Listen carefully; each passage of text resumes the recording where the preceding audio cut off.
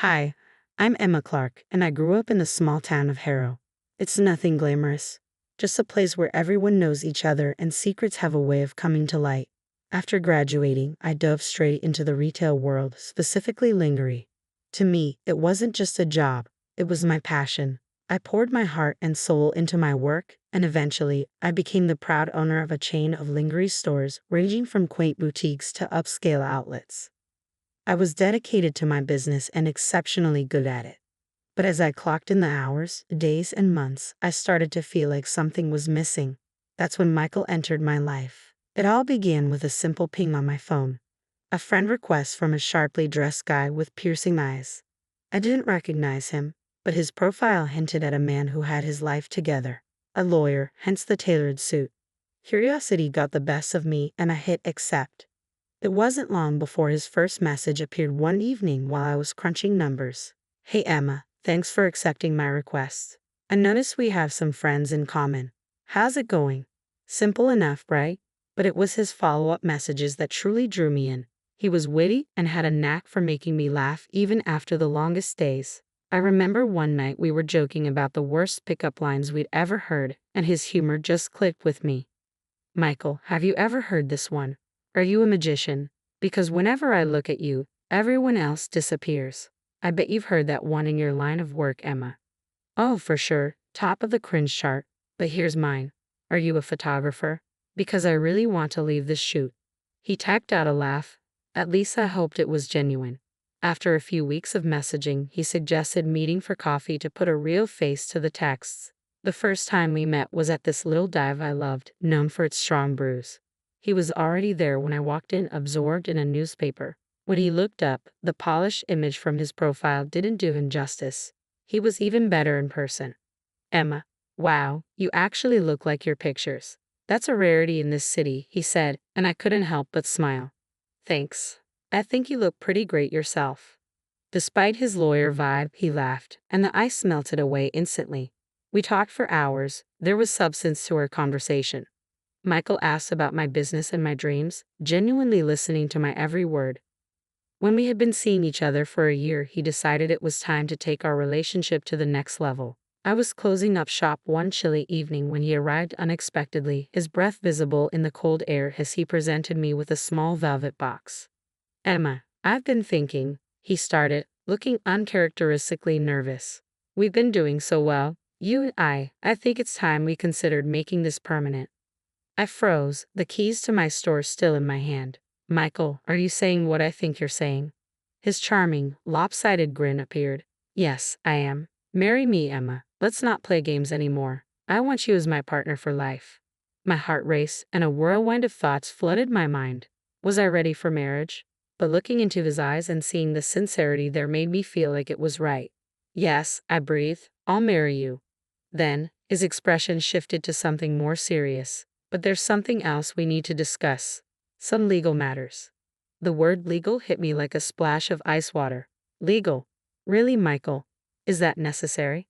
He rushed to explain, taking my trembling hands in his. It's not that I don't trust you, Emma. It's just practical. As a lawyer, I've seen too many messy splits not to be cautious. Plus, it'll protect us both. What kind of protection are we talking about? I asked, a mix of curiosity and concern coloring my voice. He pulled out some documents from his briefcase. It's straightforward. If either of us cheats, the cheater loses their assets to the other. It's simple and fair. You know I would never cheat on you, Emma. This is just a safety net. I took a deep breath, trying to wrap my head around it all. The romantic proposal suddenly tangled with talk of cheating and assets wasn't what I had envisioned for my engagement. But maybe life with Michael wouldn't be ordinary, and perhaps this was just part of that. I glanced at the papers and then back at him, sensing his earnestness. All right, I'll think about it, but let me be clear, Michael. I have no intention of giving you a reason to use this against me. His relief was palpable. We celebrated that night, and despite the strange mix of emotions, the evening was perfect. The restaurant was cozy, the food delicious, and Michael was attentive, making me laugh and helping me forget about the legalities for a few hours. As we strolled back to the car beneath the stars, he stopped and pulled me close. You know I love you, right? No piece of paper is going to change that. I nodded, resting my head against his chest. I know, Michael. I love you too, I replied softly, but let's make sure this prenuptial agreement doesn't come between us, okay? He pressed a gentle kiss to the top of my head. It won't, I promise. A few days later, I signed the prenuptial agreement after reviewing it with my own lawyer, just to be sure. It felt strange to sign a document discussing the potential end of a marriage when ours hadn't even begun, but life is a gamble, and I was all in. I just hoped my bet on Michael would pay off. We were the couple everyone envied, always laughing and whispering to each other at parties. But after a few months, I sensed something shifting. At first, it was subtle, just a chill that settled over us, but soon enough, real trouble emerged. One afternoon, while shopping for new scents at a perfume store, I struck up a casual conversation with a sales associate about fragrances. When we left the store, Michael was fuming. "Who was that?" he barked as soon as we were clear of the crowded mall. I was taken aback. "The sales guy. I was just asking about the perfumes." "Why did it seem like you were really into him?" Michael shot back, his eyes narrowing. I stared at him in disbelief. "Michael, I was talking about perfumes. What's gotten into you?" He scoffed, shaking his head and turning to walk away. "Nothing. Forget it. Let's just go home." But it didn't end there. It only escalated. From that moment on, whenever I spoke to another man, Michael would sulk or make snide remarks. He became distant, retreating behind his laptop or phone and leaving me to eat dinner alone most nights. One evening, I couldn't take it anymore. I found him in his study, staring blankly at a spreadsheet. "Michael, we need to talk," I said, standing in the doorway. He didn't look up. "It's about us, about how you've been acting lately." I walked over to shut his laptop. "You've been distant, and every time I interact with another guy, you act like I've committed some crime." He rubbed his temples and sighed heavily. "Emma, you don't understand the pressure I'm under at work. When I see you laughing and chatting with other men, it just gets to me. Sometimes it feels like you don't respect our relationship enough to keep your distance." We stared at each other, the air thick with unspoken words and the remnants of our raised voices. Then the rumors started creeping in. Friends began whispering that Michael had been telling people I was a flirt, chatting up other men whenever he turned his back. I couldn't believe it. "You've been talking about me behind my back?" I demanded. "Telling people I flirt with other guys?" "Look, Emma, it's not like that. I might have said a few things, but it's only because I see how they look at you," he replied, defensive. I cut him off, my anger boiling over. "I don't believe this. You have no right to spread lies about me. You're supposed to be my partner, not my biggest critic." After that blow-up, things between us cooled down. One morning, I found a note from Michael on the kitchen counter. His handwriting, usually neat and precise, looked rushed this time. I picked up the note, my heart racing a bit faster than usual. "Emma, let's try to start over. Meet me at the Grand View Hotel, room 204, at 8 p.m. tonight. Let's put the past behind us and move forward." I stared at the note for a full minute, taken aback. This was unexpected. Maybe it was his way of reaching out, trying to mend what had been broken. Hope fluttered in my chest like a fragile bird, and I decided to go.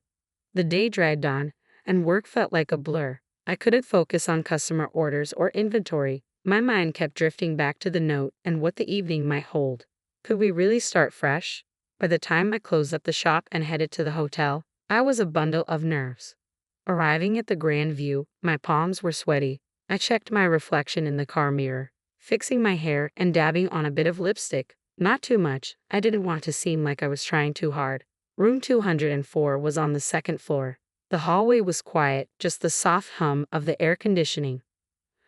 I knocked on the door. No answer. I knocked again, then hesitantly turned the doorknob. It was unlocked. The room was dimly lit by a bedside lamp, casting long shadows across the bed. An open bottle of wine sat on the table, 2 glasses beside it, and a small plate of sliced fruit. But there was no sign of Michael. "Michael," I called out as I stepped inside, letting the door click shut behind me. Silence enveloped me, broken only by the soft whir of the air conditioner. I considered leaving, but something made me stay. I poured myself a glass of wine, the deep red liquid swirling in the glass. "Just one glass," I muttered to myself, hoping to calm my nerves. I took a sip. The wine was rich and slightly too sweet. I sat down on the edge of the bed, my mind racing. The wine began to make my head feel a little fuzzy, or was that just my nerves? I lay back to rest my eyes for a moment, the room spinning gently before everything faded to black. When I finally woke up, it was dark outside. I tried to sit up, but a pounding headache made it difficult, and my thoughts were foggy. My phone lay on the nightstand, and I grabbed it. The light from the screen was blinding in the dim room. I checked the time. It was past midnight. Panic clawed at my chest as I struggled to remember what had happened and how I ended up lying there. But it felt like grasping at smoke. I jolted awake, suddenly aware that I was lying there without any clothes. Panic surged through me as I fumbled to dial Michael's number, my fingers trembling. When he picked up, his voice was cold and distant. "Emma, what's up?" "Michael, where are you? Why didn't you come to the hotel?"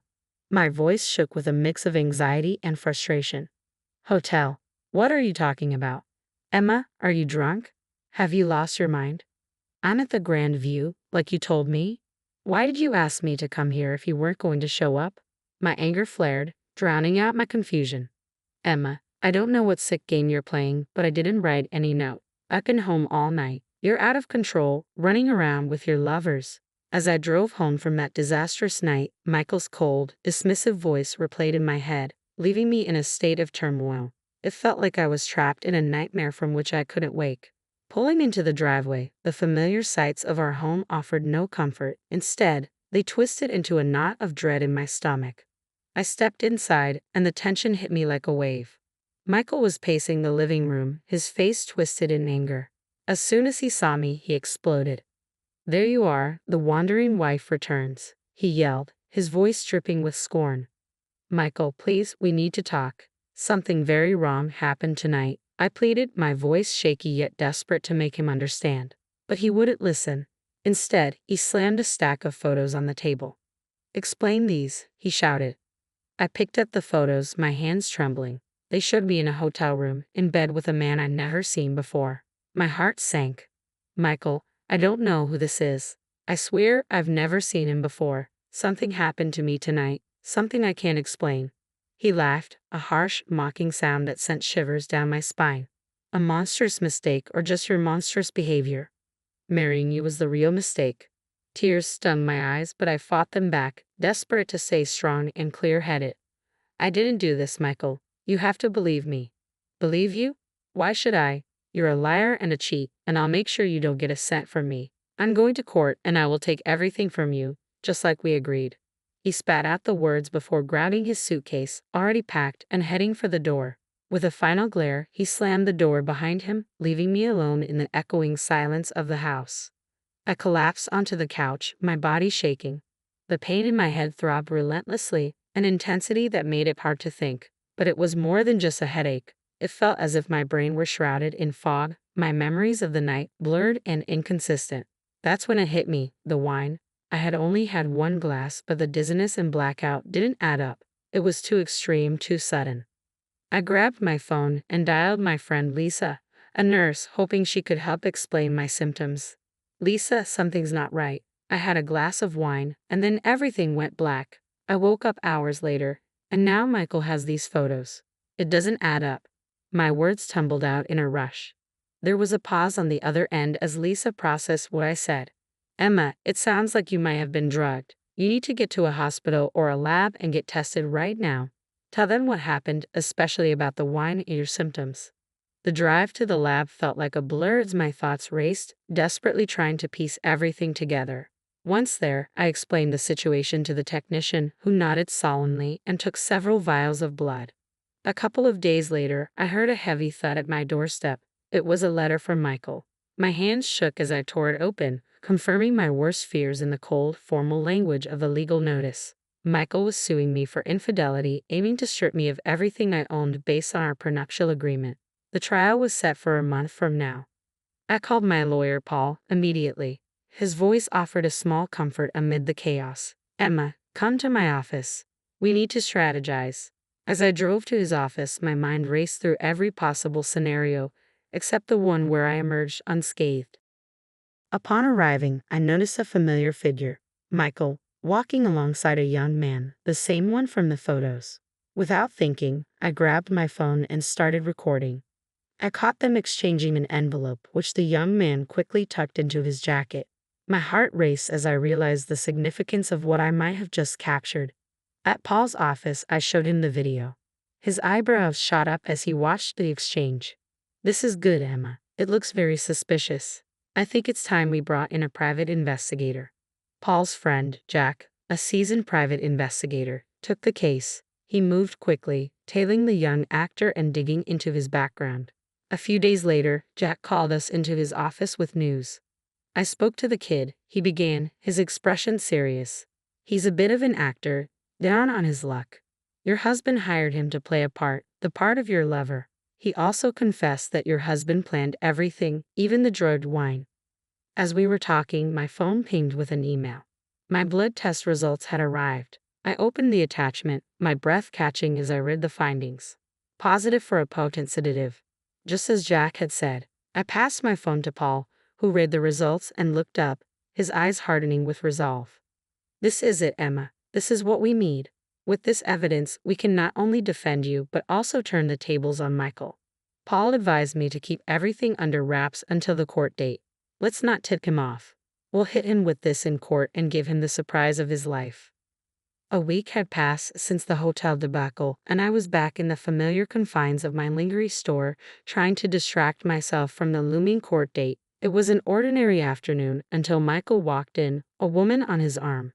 "Emma, meet Leela, my bride-to-be," he announced, pride in his voice that didn't quite reach his eyes. Leela looked young, too young perhaps to grasp the type of man she was dealing with. She glanced at me with a mix of curiosity and judgment. Michael wasted no time stirring up trouble. "Take a good look around, Emma. Soon enough, all this will be mine." His arm swept dramatically across the expanse of my store, a smirk playing on his lips. Leela's eyes followed his gesture, her expression hardening with newfound conviction. I wanted to reach out and warn her, but I recalled Paul's strict instructions to remain silent until the hearing. All I could manage was a thin smile, responding with as much dignity as I could muster. "We'll see what the judge has to say about that, Michael."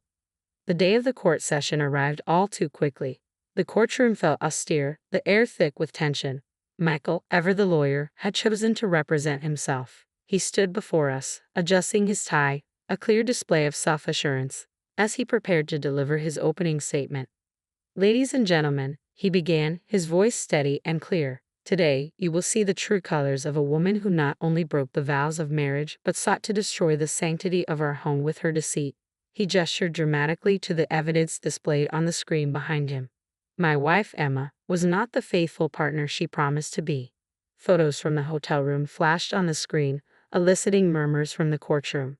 For months, I lived in torment, suspecting her infidelities, and finally, as these pictures show, my worst fears were confirmed. He paused, allowing the weight of his words to settle as he walked closer to where I sat, his eyes locking onto mine.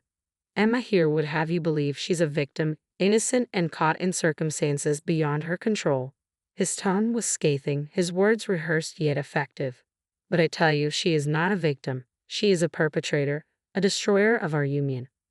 As he spoke, I noted the calculated pauses and measured glances at the judge, the way he constructed each sentence with the precision of a seasoned attorney. "The evidence is clear, undeniable. Emma's actions have caused irreparable damage, not just to her marriage but to the very fabric of trust that binds any relationship." His speech crescendoed in a dramatic plea for justice.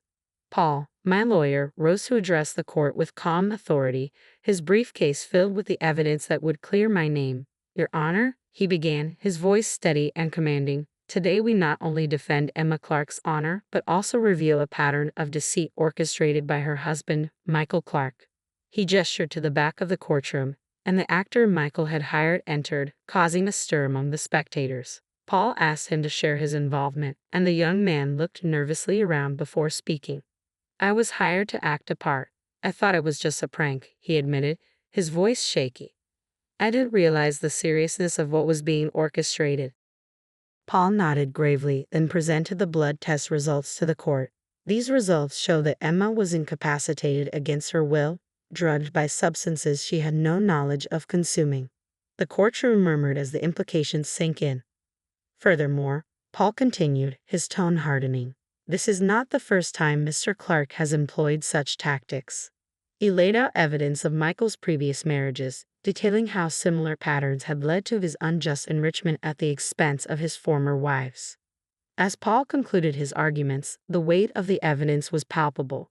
We asked not only for the dismissal of the fraudulent claims made against Emma, but also for just compensation for the ordeal she has endured. The judge nodded, absorbing everything before delivering her verdict. After careful consideration of the evidence presented, I find in favor of Emma Clark. The prenuptial agreement is hereby annulled. Relief washed over me, and tears pricked my eyes, not just from the victory, but from the vindication. Furthermore, the judge added, the court awards Mrs. Clark damages in the amount of $400,000. Michael's face turned ashen, his future crumbling before him. His fiancée, present in the courtroom, hurried out, only to return briefly to whisper a thank you to me for exposing the truth before leaving him for good.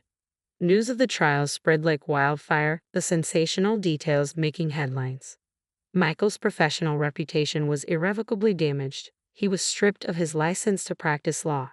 The revelation prompted his ex-wives to file lawsuits against him, uncovering a trail of deceit that left him financially and socially bankrupt.